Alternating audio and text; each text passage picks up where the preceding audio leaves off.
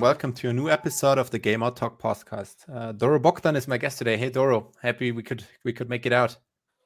Hey Christoph, nice to see you again. How is it going? Yeah, we met 1 year ago, I imagine, kinda. Yeah, even more than that. Yeah, it's going well. How about you? It's going well. Yeah, same. Had a great productive day. So yeah, maybe introduce yourself. What are you currently doing? Where are you working? I imagine you're a freelancer, right? Yeah, I'm a freelancer. I'm 45 years old, self-taught artist from Romania, and a Mhm. recently new dad. And I work at Roommate Studio as a lead environment artist. That's cool. So how did this all like happen out? How was your first contact with the game industry? When did you start out? Professionally, you mean? Yeah, yeah. That was maybe 6 years ago or something. At the time, I used to live in Dublin, working Oh, as a waiter at the airport. ooh. How And did you get was to Ireland? uh, I can't really explain it. Just life happened, I guess. Okay, that's cool. Circumstances. Yeah. Hmm. So I was working there, trying to get into the industry. So in my off time, I was just working on my portfolio. So Yeah, just one day, I posted something that got. I don't know if you remember on ArtStation, they used to have this ArtStation Picks, yeah. uh, and one of my works was featured there. So immediately after that, I got some emails with some job offers, like freelancing. And that's basically That's how I nice. got into it. That's That cool. was a lucky break, I guess.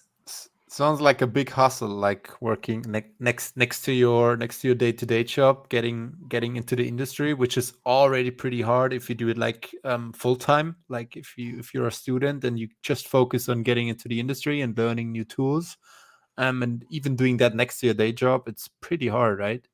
Oh yeah, it was really really hard. I was working like from 4 or 5 p.m. a.m. I mean. So Hmm. when I got back from work, I would just work on my portfolio. This is cool. So have you been always playing games? Like, have you been a gamer? I imagine. Yeah, my whole life since I was a kid. Like I even now I remember dreaming about working in the industry. Uh, you're about my age, Nice. right? I'm turning 30 next year, so Yeah. yeah. Yeah, so like one of my first games that I really loved was Gothic 1, a German Oh game. yeah, German Uh, developer, right? yeah, Piranha Yeah. Bytes, I think. So I really Yeah. loved that game, and ever since then I was like, oh man, I would love to work on this A game game or like that. a Hmm. game like that. Yeah. Yeah. So, like, what was your imagination when you wanted to go into the industry? Have you always been focusing on props, or have you even thought about maybe going into characters? Like, how was your thought process when you started out? Uh, at the start, I was like quite confused. I didn't know what I want to do. I even Mm-hmm. tried doing like characters for a bit, but I was more into like props, I guess, and swords, swords and stuff. Yeah. Yeah. Uh, but little by little, I kind of started to find out what I like to do. So nowadays, I still like to do props, but environments is more. I don't know. You can do a lot more with environments. Tell more of a story, I guess. Yeah. Yeah. I would say props is like the biggest gateway to 3D art in games, I would say, because there are so many of them and there are so different. Like, you can literally everything is a prop, right? Yeah, it's probably also because it's more of a bite-sized Mm-hmm. workload. You can just tackle a prop and do it in Yeah, and shorter, yeah, yeah, rather than a huge environment. Then you kind of get lost if you're new. and have a like a big have a good result Mm, after a short time, right? Which is yeah, pretty important for artists, right? yeah, of course. Plus, you get Yeah. to on props. You get to train all those skills that are useful in environment also. That's true. That's true. So yeah, let's speak about your career a bit. Like, where have you, at what studios did you work? Like, you mentioned that you're currently working for Room 8, which is like a huge outsourcing company. Yeah. Um, so yeah, let's speak about that a bit. Well, before this, I guess you know I worked at War Dog Studios, Mm-hmm. where I was a weapon artist. But even then, I was like always dreaming about doing environments. So Mm-hmm. I couldn't do that there. They only do weapons. So uh, I guess I found my way here to Roommate, where they offered me the chance to do environments. Yeah. So do you enjoy being a lead? Like, I think it's a bit different from being like down in the trenches and creating Mm. art. So how is this whole leading thing going for you? It's totally different, I guess.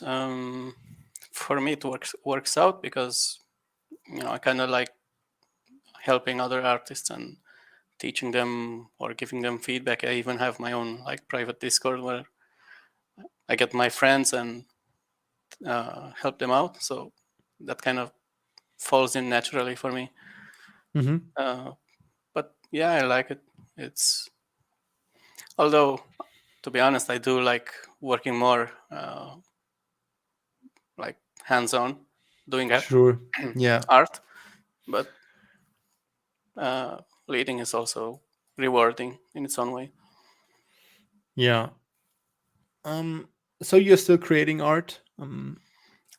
Um, these days, it's really tough finding the time. Yeah, I hear Uh, that a lot of times by lead artists. They always yes, say like, I do still do art, but basically not. yeah, especially with a new kid, it's really tough. But Mm-hmm. I feel the urge to do it like a lot. I can't Yeah. even explain it, and it's kind of frustrating because I can't do it. But like I told you before, I have this Discord, Mm-hmm. and we're doing like the small challenge. We are all doing one prop, Mm-hmm. the same prop, our own take. So I'm still working on that on my free time. Some small prop just to keep the skills sharp and not forget everything. Yeah, especially as a lead. Maybe you will stay a lead all your life, but I think you gotta stay like up to date and have and know what you're doing, right? Or know what the artists are doing.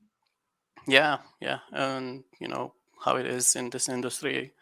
Workflows continue to evolve and change, and especially as a lead, I'm a bit worried that I don't get to do as much art, so maybe I'll Mm-hmm. fall behind. So You I get rusty. yeah, yeah.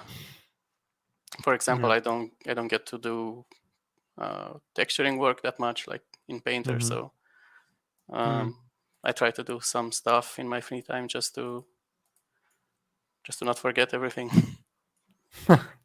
What would you say has changed most in in the like in the whole workflow? If you take a prop, for example, in the last 2 or 3 years. um, for a prop, Yeah. mm, um, not sure if that much has changed. Like Mm-hmm. maybe you get more budget, or Yeah, that's what depending. I would say as well, right? You have more like a poly budget. Yeah, and maybe texturing wise, things have evolved a bit. Like Mm-hmm. especially with Painter, with tools evolving as well, you get Mm. more freedom. With, for example, in Painter, you have anchor points which are really powerful. So Yeah, anchor points have been like a huge boost in terms of tools, I would say, especially in yeah, texturing. Yeah. yeah, and it's actually a bit underused even, I think, but you can Mm-hmm. do so much with it. You don't even need to sculpt that much. That's true. Yeah. I was working with Alexander Asmus with Crytek. He's like the lead artist there, and he was like abusing anchor points to such an to such a extreme, and it all worked. Like it all made sense in a way. It was like a system, so to say, and you can really Mm. connect with each other. It's like a whole network you can build up with anchor points, which is really cool. Funny you should say that was actually the project where I really started to get into anchor points, like to that high level, Yeah, and yeah, really found out, how awesome they are. yeah, yeah. I for me they don't even get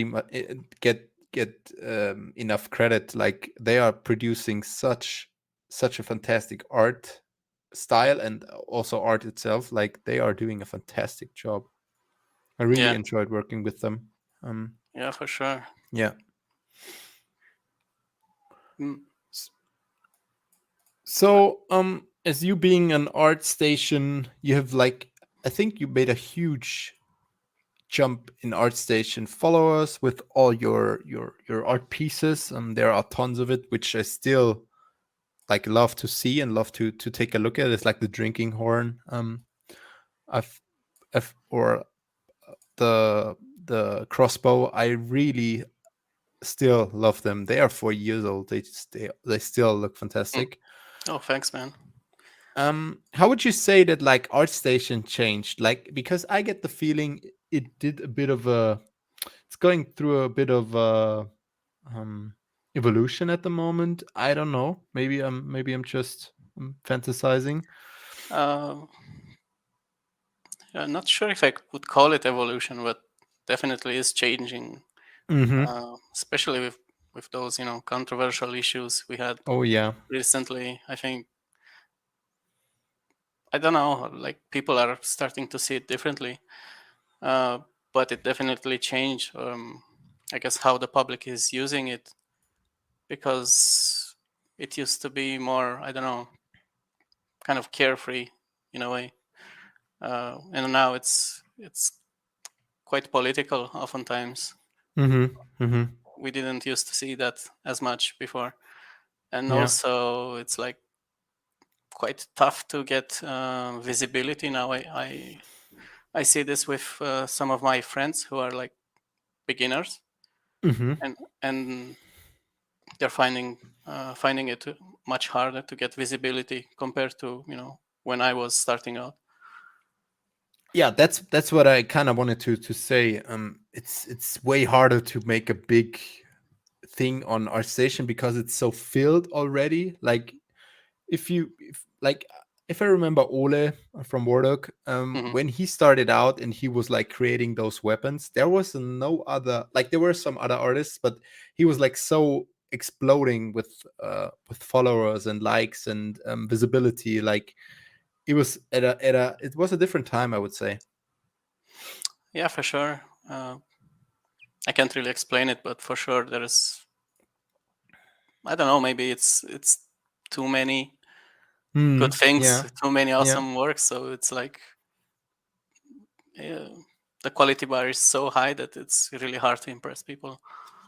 I think this is the main thing. Yeah, yeah. So, what do you like most about your portfolio? Is there some piece you're still looking back and you're like, ah, I still like this. Uh, well, as old stuff, definitely, the ArtStation challenge, from the feudal Japan stuff. Oh yeah, yeah. Even like, actually recently, I started to think about deleting them or putting them offline, but Uh huh. I don't know. I just still love them. They're 5 years old. They still I look didn't even have fantastic. a at the time. I didn't even have a job, I think, or I don't know. I was just starting out, Mm-hmm. so maybe it reflects poorly on my portfolio, but I just love them so much. I had so much fun on that challenge. But more recently, I guess the Kodak camera, that Oh was, yeah. I don't know. I just put a lot of love and effort into that piece, Uh-huh. and kind of the presentation idea evolved like really naturally, even though uh, I didn't plan it at the start, not at all. Like I planned something really simple. Do you have this camera at home? I know. Oh, so you take lots of reference shots. Yeah, although I did go to I guess it's called a flea market, or not sure. Uh-huh. Uh-huh. I Yeah. went and tried to look for something similar, and I Mm-hmm. found like a similar camera just to get more reference of the interiors. Yeah. Like how is it wearing and how does the materials look? Mm-hmm. mm, or how it's built on the inside, because usually the insides are hard to find Oh good yeah, good reference for. absolutely. Yeah. How do you make the lenses, like the distortion of the lenses? How did you recreate that? Actually, Marmoset has Mm-hmm. these shaders. Refraction. Yeah. Uh, what is it called? Newton's rings or something, Mm-hmm. and they're quite powerful. They look quite nice. Okay, so this is like real, nothing fakey. Well, I always fake stuff, but Yeah, sure. That's it's what a all 3D artists do, right? it's a it's a more complex shader, I guess, than just simple glass. Transparency. Hmm. Yeah. Hmm. So how do you like creating art? When you take a look at your war horn, for example, or your drinking horn, like how is your go-to? Do you like sculpt details by hand, or are you relying on textures for like this cracks, for example, or how's your approach on that? Um, well, those are quite old pieces now, and I used to Mm-hmm. rely a lot on sculpting, but Mm-hmm. these days I think I would use anchor points way more. So maybe I would sculpt, some bigger cracks, but I wouldn't go full on with tertiary details like the small dots and whatever. So you would do the rest all in textures. These days I would, yeah. It's also a time saver, but you get more flexibility. You can always go back and change it. You don't have to rebake or Yeah. resculpt. Yeah, especially when we did when I worked for Crytek and we saw that like the outsourcing companies are sculpting high polys. Hmm. Um, we were always like, this is not so good because you can't change things, and you have lots of if something needs to be changed in the sculpt, it's taking lots of time to resculpt, and it's easier to do it with textures because you're way flexible. Yeah, yeah, I agree. So are you also like in the process of hiring artists? Like I imagine you are in interviews and maybe you are Uh, also looking for new artists on the team. well, in such a big studio like Roommate, uh, this is not really uh, in my attributions. I Hmm. guess they have, people People for that. tailored for that. So not so much here. Do you also like do you also take a look at portfolios like to see if they are a fit? Yeah, yeah. So what is it what you're Sometimes looking they ask for? me. Hmm. Uh, well, it depends on the project, I guess. If their skills match what what type of art we're doing, but uh, more than that, we look at other stuff like how well do they communicate, how well they play as a team Hmm. member, how well they take critique. I guess it's also Hmm. very important. But communication above all is quite important. I think I was even in this situation where I had to pick between two artists. One Hmm. was, they had better English. They were more communicative. They played better as a team member, but the skills were just a tad bit lower. Mm-hmm. But that was way better pick for the team. Yeah, because you can always like make the skill gap not too bad. Like the skill gap is always not the big problem. It's mostly like a communication issue because if you can communicate your skill gap, this there is no problem, I would say, right? Yeah, of course. Like even if you're amazing, but you can't uh, take critique well, or you can't understand critique well, that's not so much useful as Mm, a team member. But if you can take critique well, then you can get trained into anything. true. Yeah. So as you're moving now into environment, what did spark the interest in environment? Because taking a look at your portfolio, you only have props and weapons. Yeah, I guess I love the storytelling. Although Mm-hmm. I have some stuff that I've been working on, even like personal stuff, environments, but you know how it is. The free time, it's lacking.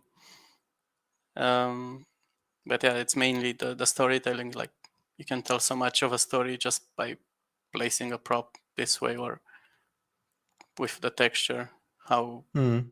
how or where you place it, how just like some damage, some little damage can tell a lot of a story. So it's more like a bigger picture that you're telling the story with, and not just with a single prop where you can also tell a story with, right? Yeah, yeah. I mean, with a prop, you can tell a story mainly through texture, right? Or I guess it depends on the prop, but I usually tell the story through texturing, where I put the damage or things like that. But um, in environments, you can just do a lot more. Yeah. So how was the transition for you, moving away from prop or weapon creation to more like environments? It was quite seamless, honestly, Mm-hmm. because I always worked on personal projects related to environments, or I was doing materials in Substance Designer, so Mm-hmm.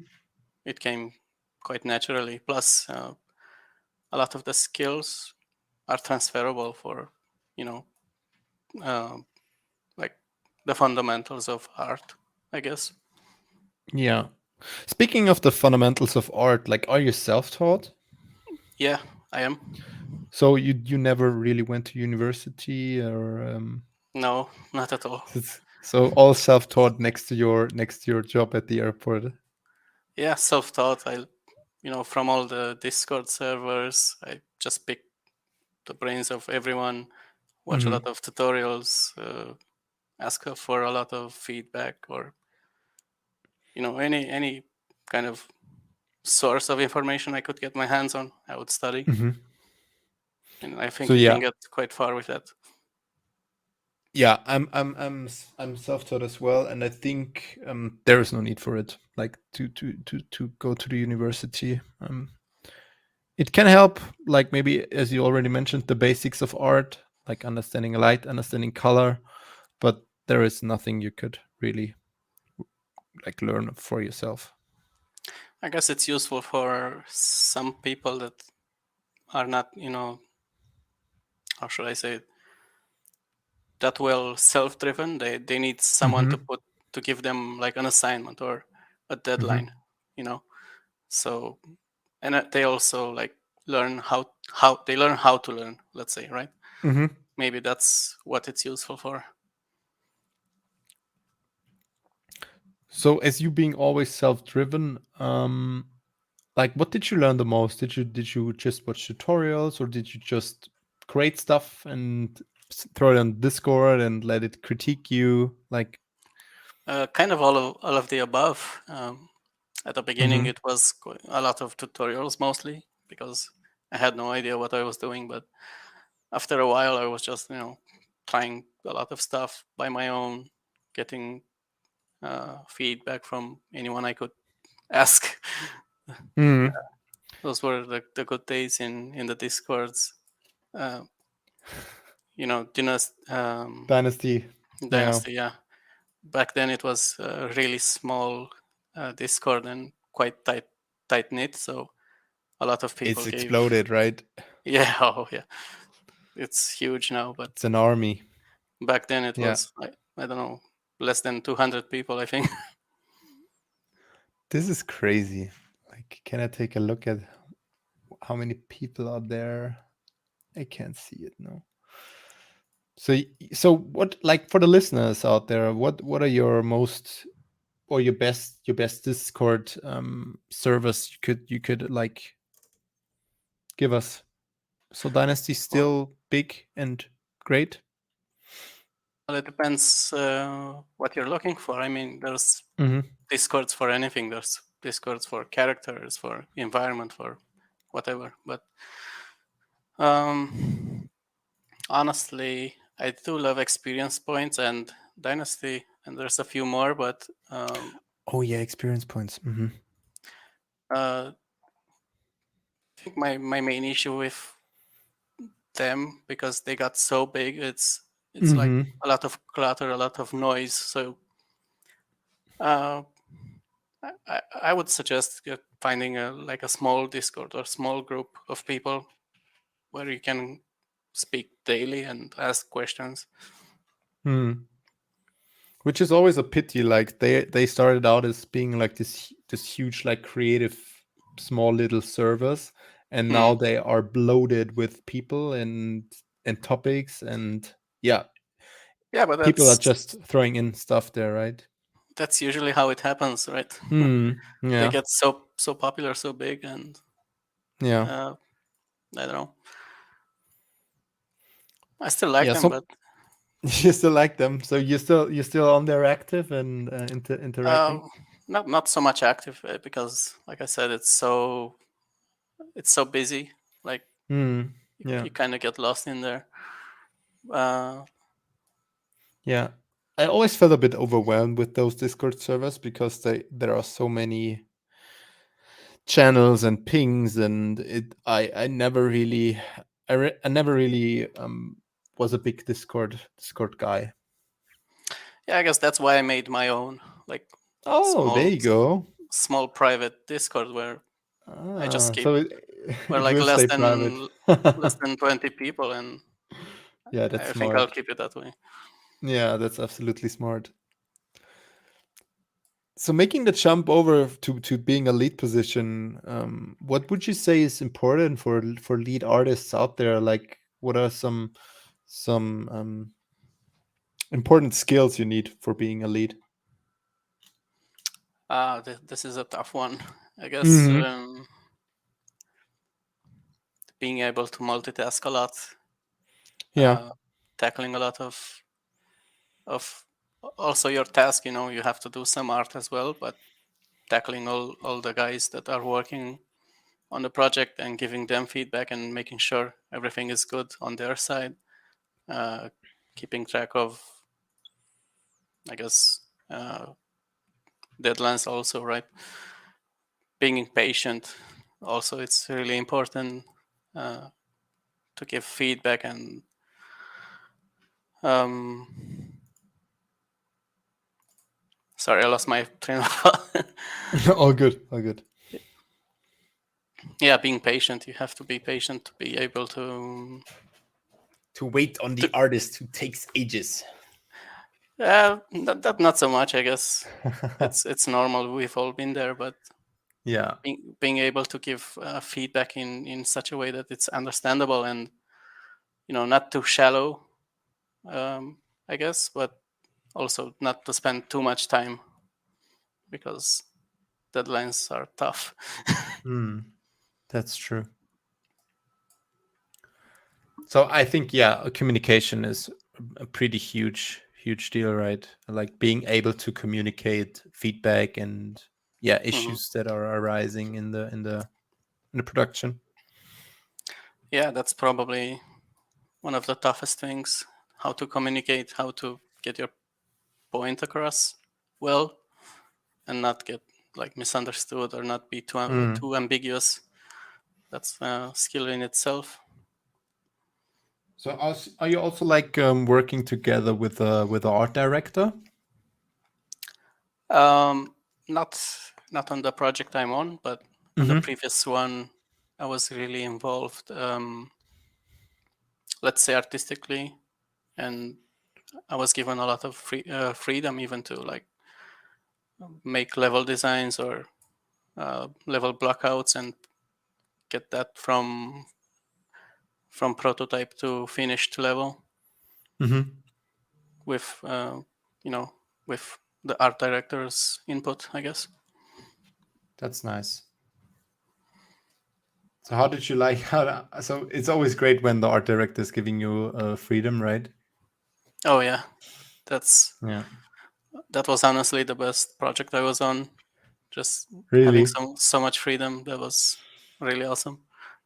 Even Which is not though, always the case, right? For outsourcing studios. yeah, especially that's what I was going to say. Usually in outsource, you don't get that much freedom, but Yeah. Here's your job, do it and don't try out anything fancy, right? yeah, and they gave me a lot of freedom, and they loved hearing my ideas and my input. Mm-hmm. They even This is implemented a cool. lot of it. So Yeah. I I guess that's how it is in house. I guess. Is it still, you would say? I Mm. don't know, honestly, because I've never worked in house, so Uh-huh. I Yeah. always have that FOMO, that fear of missing out, right? Oh, I do as well. I never really went I never really went to like a studio and worked there. Like I always worked from home, Yeah, and this is sometimes when I see like this video game documentaries, that's something I miss. Like you see people checking in at CD Project Red, and they have this cool office building, and like they are chatting with the artists, and this is something I miss, to be honest. yeah. Well, although I asked some friends that work in house, Hmm. and they told me, yeah, it's really awesome, but they would still prefer uh, to be remote. That's true. Yeah, So I don't know. it would it would be cool to have like a hybrid version, like working from home on Monday and Friday, and maybe going Yeah, into the well, studio in the rest. a, a lot more studios are offering this, so Hmm. it's Yeah. quite cool. I think it's a good thing. So you're completely working from home, right? Yeah. Room 8 has a studio, but in where are they located? Um, They I have think lots of studios, right? they have a studio, I think, in Poland and Ukraine, but their Hmm. legal entity is in Cyprus. I don't know. Ah. Hmm. Hmm. Yeah, but Nice. So have you been most there yet to no. one studio? No. So you are completely from home. Yeah, completely. I've never been in house ever. Yeah, same. Yeah. How do you like? How is your work day? How do you handle working from home? Are you getting distracted, or how is it for you to handle like your Uh, remote work? Honestly, it's not distracting almost at all for me. I can just Hmm. um, so I have my schedule from 10 to 7 p.m. and Okay. I just go in and I do my job. Maybe I take a couple of breaks here and there, but usually I just go in and work. Like, but it's basically the same as I was working on, my personal project. So I'm just used to work like that. Yeah. Nice. Anything you wanna add, Doru? Um, Not sure. uh, So let's speak about your day to day. Like, like how many meetings do you have a day, or is it more like one on one with your artists? So there's like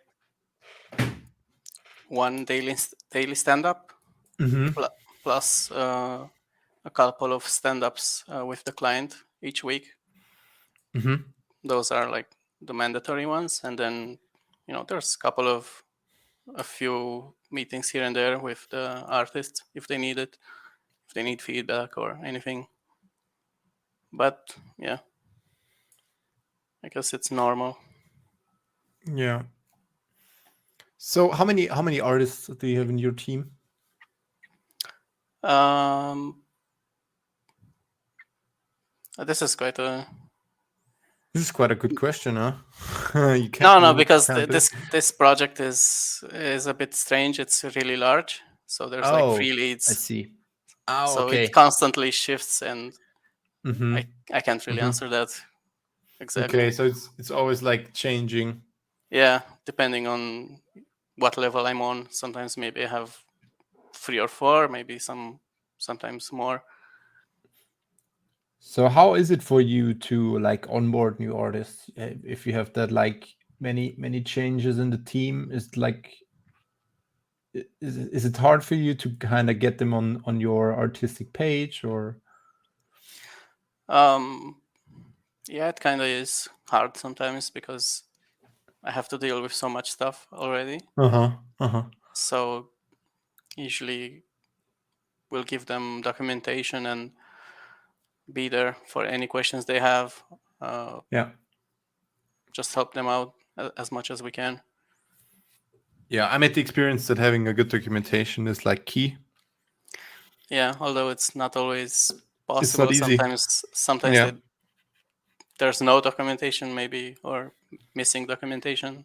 So that's when it's tough. So maybe Yeah, and some. we have to step in and make our own documentation or Yeah. tutorials, I guess. Yeah. That's true. Yeah, sometimes the documentation is still not enough. Even it's like written perfectly, there are still I always find it better if you speak with people and not read it. So Hmm. yeah. But uh as you said, it's not possible to like onboard every artist on the project and explain them Yeah, where they but need to save their files, right? even from like my perspective as an artist, when I got onboarded without documentation, uh, it was challenging. But I think the key was to ask a lot of questions. Like I when I get on a project, I don't care if I'm maybe a little bit annoying, but I ask a Mm-hmm. lot of questions, and I think that helps in the long run. You just get Oh there yeah. quicker, and Yeah, you get that's what I you wanted get to say. you Yeah. get all the stupid questions out of the way and get to it.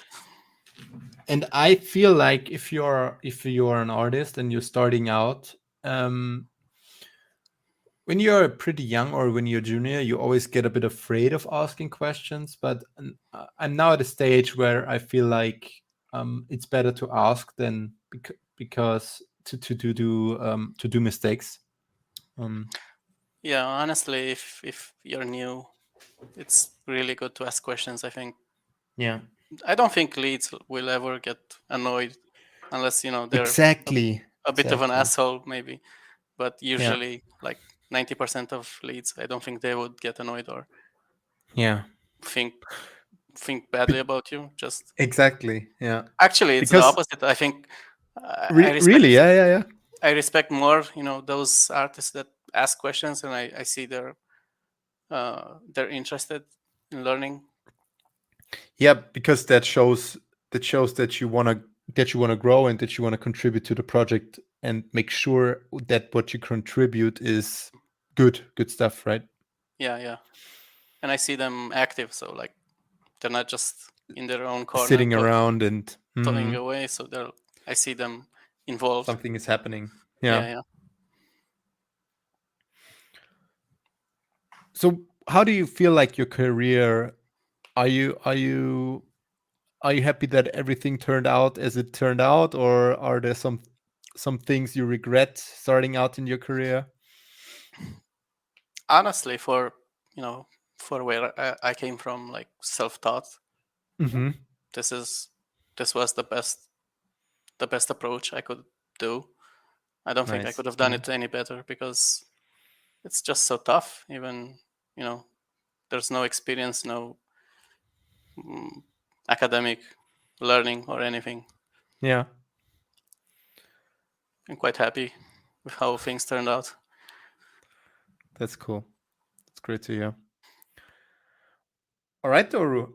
Thank you so much for taking the time, being on the podcast. I will put your portfolio in the info box. Yeah, And thanks for having me. have a great rest of your evening. Enjoy your evening, and take care. You too, man. I'll see you around. See you. Bye bye, Doru. Bye.